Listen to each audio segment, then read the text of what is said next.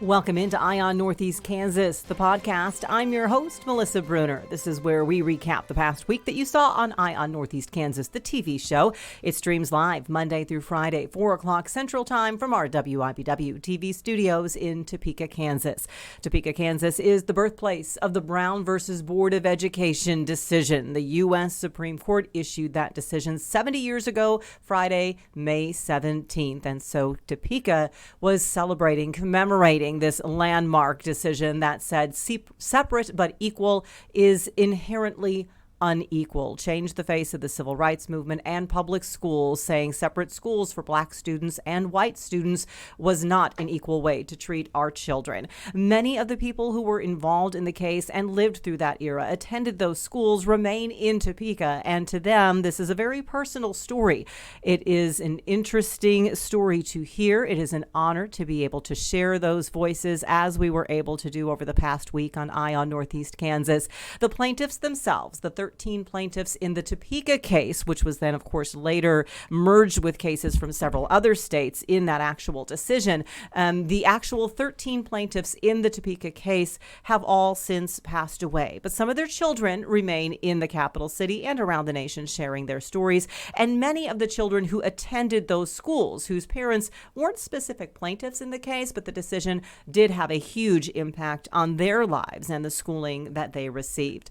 We started the week with Beryl, Glenda, Washington, and Monique, Pittman. They were on the planning committee for several of the commemorations. Not all of them attended schools in Topeka. Beryl did, but all three ladies attended all black schools when they were children. So they shared a bit about the events, but also about their own experiences and the importance of the Brown case. We welcome you ladies here, and thank you so much for being here. And it is a fantastic celebration to celebrate all that's been done. Dr. New, why is this event so important to you?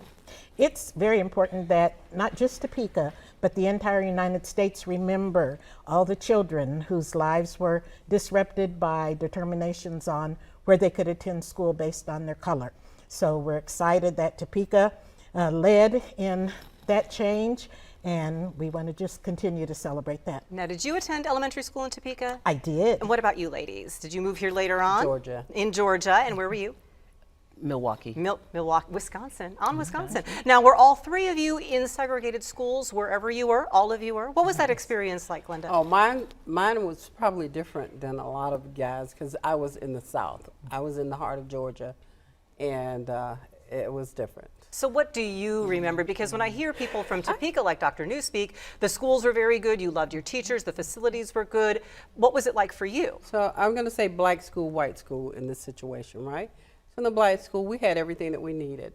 The teachers were great. They helped us. They lived in our neighborhoods, and they gave us support in and out of school. But the world changed when we went to white school. It was totally different. We felt like we were aliens in our own community, and it wasn't a friendly environment. At the same time, though, why was that decision, do you feel, Monique, important in moving things forward, even though the adjustment was difficult for you all as kids, I'm sure? Ultimately, the big picture.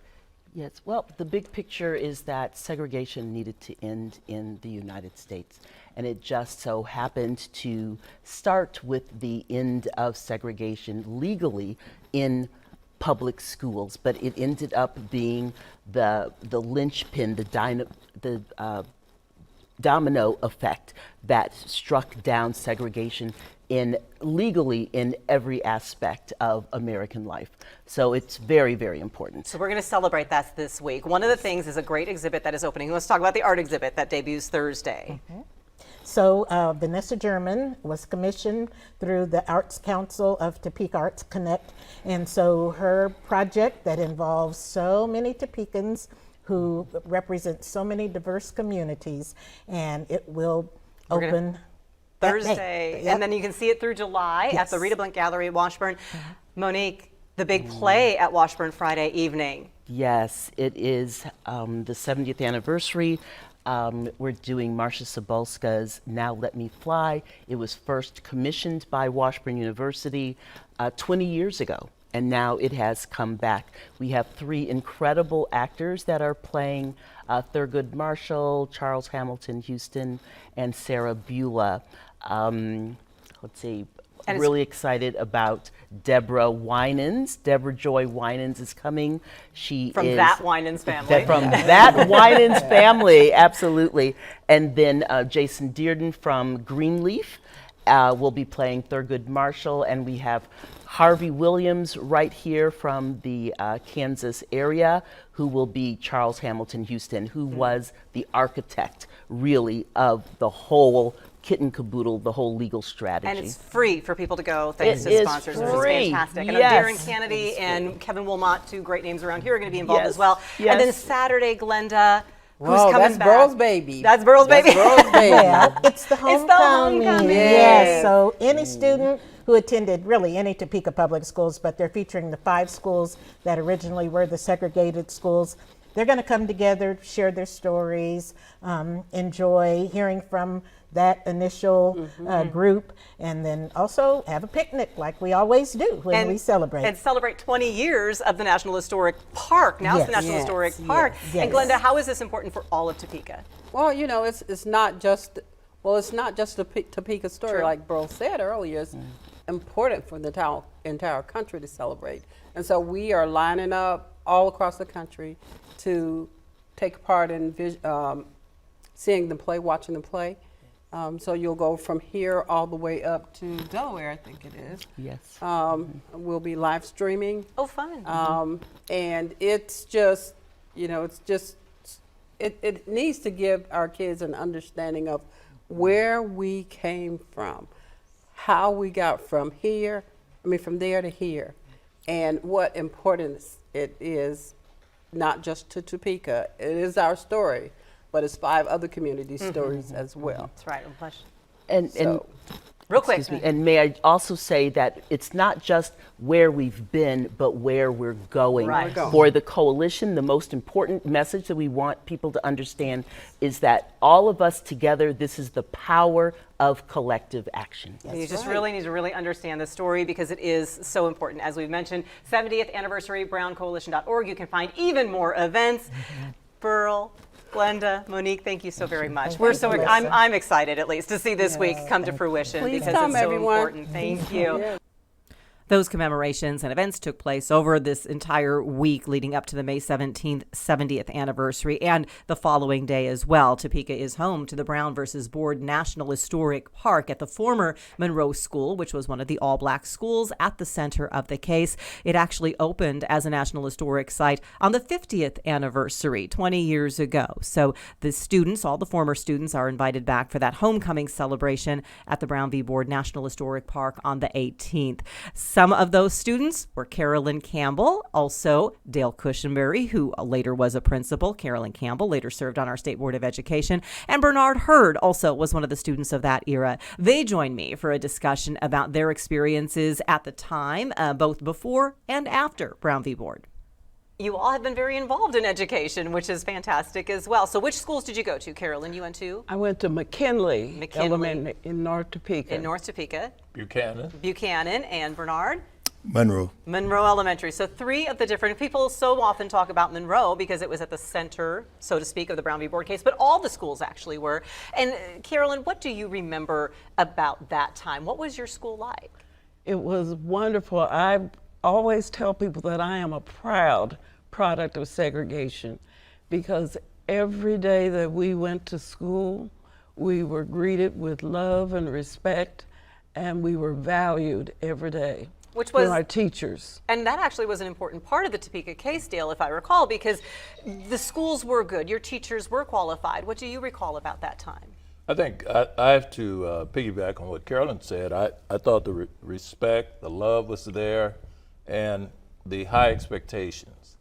And the other piece was so much fun. I mean, you were there with your friends, and even the bus rides were fun.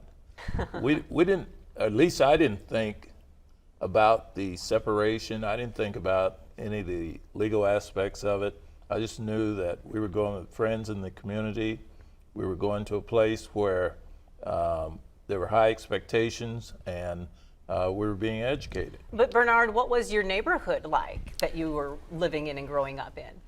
I grew up in the Bottoms, so our neighborhood was fairly integrated. The change in schools had very little meaning for us from the standpoint of culturally speaking. Because the school had all of your Because neighbors. all of our friends and neighbors would simply be at the schools. So before that, when you were going over to Monroe, what was that Monday morning like for you? When I was going to Monroe, the most outstanding feature would be, for me, was the teachers. The teachers were excellent. They did a great job, and in fact, I can even name them to this day. Right. Isn't that true when we're children? The Right. teachers are the people we Yes, remember. yeah. Carolyn, when you think, though, about the case, what did you all, and all of you, as children, what did you even know about this lawsuit that was going on? We knew nothing about the lawsuit for me in North Topeka, my life. What we had was, and it was interesting to me when we celebrated our 50th, because I was on a board at that time and I was trying to find out what a celebration that was held in 1954.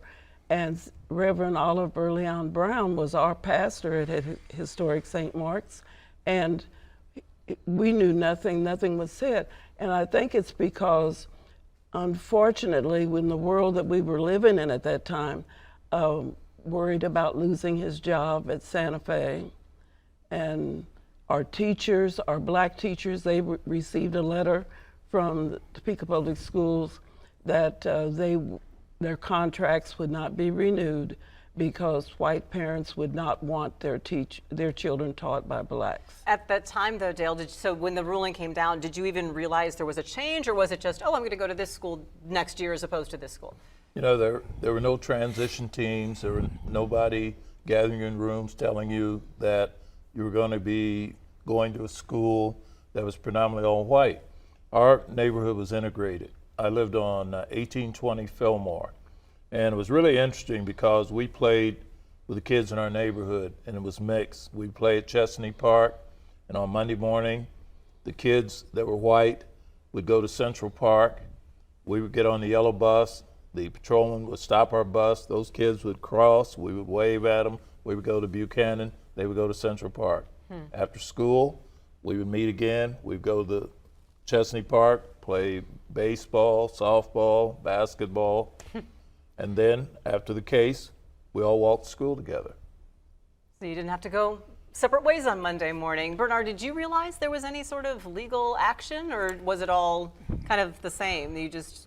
All I remember is that we were told, we were in the 5th grade at the time, we were told that there would be changes in the coming school year. The thing is, the coming school year for myself was to go to junior high, which was integrated. So the decision actually meant very little to me as far as going to school. It did mean something different for my brothers, which went to Lincoln School. We're continuing our conversation with some of the children of Brown. And Carolyn, you didn't get a chance to talk about your neighborhood. What was the area like where you were growing up? Thank you. It was all black neighborhood. We're part of Redmondville, Sandtown, North Topeka, and so the Exodusters settled there quite in our community. So on both sides of my neighborhood where I played and did were black folks. So a And little bit different. So yes. Integration was a little different for you, exposing you to different kids. It was, and I was blessed too that I was at McKinley, all black students, all black teachers from kindergarten to the 6th grade. Integration for you, though, Bernard and Dale, you'd said that your neighborhoods were integrated, but it wasn't perfect. Dale, what are some of the experiences when the school followed suit and integrated? Well, after we went to the new school, there were situations at the old school, the black schools. It was a given that when you're outfield, you shared gloves, bats, when you're up to bat. When we went to the new school, we were told by some of the students that they were told by their parents not to let black kids use their gloves or what other equipment that they had. If there was an altercation on the playground, it was often understood that it was the fault of the black student from the administration or teachers. And so there were some of those kinds of things that kind of reared its head that created consternation for black kids. Bernard, for your brothers, was it a big adjustment? And for you, because the junior highs, even though they had been integrated previously, it was still a change for you going there. Lincoln was not a difficulty for them at all, unfortunately, and I won't go into that. That's their story, I guess. But East Topeka, of course, was just like my neighborhood, just like going in the backyard and playing with the group of young people. So. And there is a big homecoming celebration at the Brown versus Board National Historic Park on Saturday. All the children of the schools of the time are invited. And Carolyn, you said there's a keynote speaker who's going to be coming. Who's going to speak with you all? Yes, the keynote speaker is Joe Johnson. Joe Anderson. Oh, good grief. Not Johnson. Joe Anderson. And he was a graduate of West Point Academy, and he now he's a CEO and majority owner of a business that I forgot the name of. But doing very well. So it'll be interesting to hear from all of you. We only have a few seconds for each of you to share this one final thought. Bernard, what's the lesson you hope people remember from Brown? Oh goodness! I know you only have like 10 seconds to say. It's an important one. Can we pass it? The important lesson to remember from Brown is that we're all in this together, and we all have to survive together. Beautifully. And we all can survive together. Beautifully said, Dale. I think education is something that doesn't have a color, and I think that wherever there are people willing to teach, students willing to learn, the best effort should be put out by everyone, and that all will benefit. Absolutely. And Carolyn, a few seconds left for you. Relationships. We are blessed that we have wonderful relationships, and that's what I'm hoping with integration, that our children today will have relationships that carry on the rest of their lives. Well, we are blessed that all three of you have been part of our community for so many years, and that I've been able to know you as well personally. I just appreciate all of you. Carolyn, Dale, Bernard, thank you so very much. It really has been an honor and a privilege to get to know all three of them over the years that I've worked in Topeka. Truly great people, and all have been active in education and serving their communities. I mentioned that all 13 of the plaintiffs in the Brown case, the actual Brown v. Board of Topeka, have all passed away. I was honored to meet two of them over the 50th anniversary time period, Vivian Scales and also Zelma Henderson. Several of the children I'd mentioned remain. One of them is Duane Fleming. Duane's mother was a plaintiff in the case. His father, Silas, actually testified during the case. Duane now lives in Minnesota, and we were able to catch up over the phone. My white friends were there, so it wasn't like I was going to be a stranger. When I went in, there were no African-American teachers, of course, but and there were all African-American teachers at Washington Elementary. But that was like, well, hey, I can finally, be with my friends all day long instead of having to wait till after school. I had mentioned to you that I read your dad's testimony, and it was interesting going through the Q&A, and then your dad actually spoke up and said, well, I just want to tell the court why I did this. Yeah. And the judge said, well, okay, go ahead. And I love his line about it wasn't for the sake of hot dogs. And it wasn't to cast any ill will on the teachers, because from what I understand, your teachers at the black elementary schools were very good and very kind and very intelligent. But his point, and I love this quote, my point was, not only I and my children are craving light, the entire colored race is craving light. And the only way to reach the light is to start our children together in their infancy, and they come up together. Yes, and that was, what, back then that was profound. And that's something I didn't really think about or realize until I got older, what my father actually said in the court. And it was profound, even today. What do you find so profound about it and true about it from your experience? Well, just like he said, if children are brought up together, see now I've spoken in many colleges, been to all over everywhere, speaking on behalf of Brown versus Board of Education, and what the point I have to point out is that prejudice is a learned thing. It's not something anyone is born with, and the thing of it is, I just think that what my father said was very right on point. He just wanted his children and our white friends' children across the alley to be able to go to the same school together. And that was his only point. He just wanted us to be in the same place at the same time. What do you want people to remember today? Well, I was at St. John's College here in Collegeville in Minnesota, and I was speaking to a law class. And one of the students asked me, said, well, Mr. Fleming, what would you suggest that we do to make things better? I said, don't be like your parents and grandparents were. And they were kind of astounded that I said that, but I meant that. Don't be like they were. You got to be more progressive. You got to be willing to integrate. You got to be willing to get along with people that are not your color.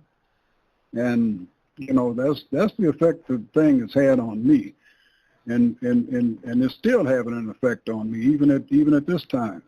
We are all human beings, and that's another thing that I mentioned at one of my talks at St. John's University up here.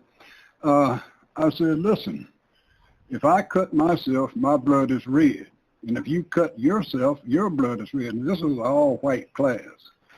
But I just made that point. We all of our blood is red.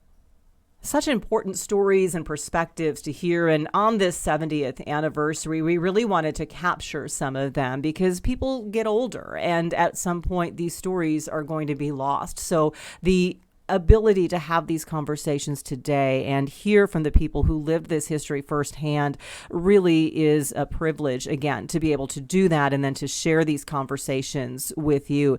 The Brown case wasn't just those years before 1954 and 1954. It's a long story, a long history with many, many chapters. Many people don't know that the Topeka Public School District didn't actually come out from under federal court supervision until 1999. That's how long the Brown case continued. There was Brown 1, Brown 2, Brown 3, as the school district presented plans to the federal court to actually integrate the schools and achieve some racial balance in the individual schools within the district. And it led to, we had 2 magnet schools open in Topeka and another new elementary school that opened in Topeka.